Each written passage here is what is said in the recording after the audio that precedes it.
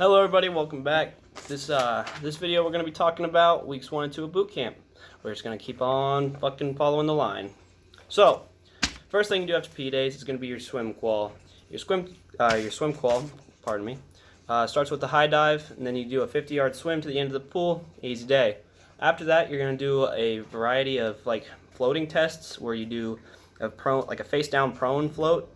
It's like 5 minutes, and then you got coveralls. And you have to learn how to float with those. You bat water into them, close them up, and you just float there. Easy. Then you're going to do an abandoned ship drill, where you're going to have a big ass floating raft. I forget exactly what it's called, unsat. But you're going to jump off the high dive, get into that, swim away.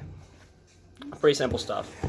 After that, you're going to go to uniform issue to receive your Navy working uniforms, or NWUs, as well as your belts, your boots, brown shirts, black socks, and a variety of other things that you're going to need.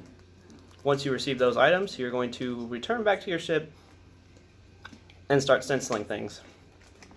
So I showed you guys in the last video what stenciling was at the bottom of your t-shirts.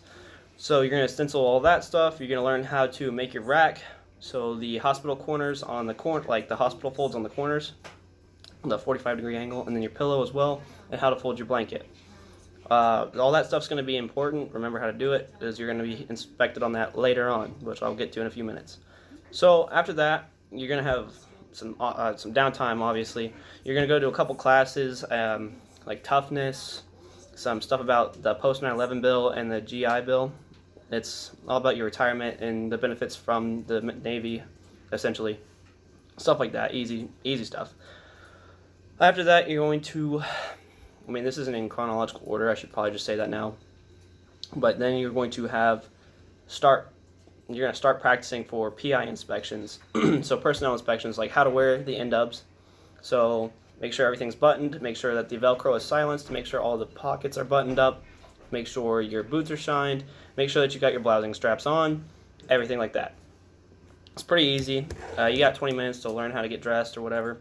Or not learn how to get dressed, but to get dressed. As well as you are going to have to answer a question about chain of command, or about anything that you've been learning up to that point. Mainly it's just chain of command and general orders. So easy stuff. You're also going to cover and uncover. So cover 2, put it on. You're going to hold a salute up afterwards. Then you're going to be told to uncover. You're going to uncover, hold it to your side. And after that, they're going to say, this completes your PI inspection, and you're going to just stand there until you're told to move. Also, you're going to have dynamic material inspections, which is going to be fold and stow and bunk makeup. So, like I said earlier, on how to make your rack with the hospital folds and whatever on the corners, you're going to have 5 minutes to prepare. You're going to grab your notebook, which I got mine right here. This little fancy notebook where you have your notes on how to do it and how the bed's supposed to look. You're going to fold this bad boy, put it in your back pocket, call it a day. Then you're going to have 5 minutes to strip your rack and or unfold clothes, unbutton clothes, and turn them inside out and put them in the respective places.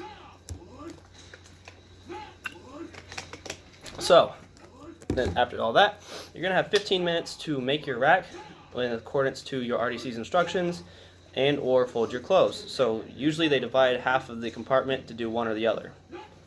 It's, I think, it's divided port and starboard side, if I do remember correctly.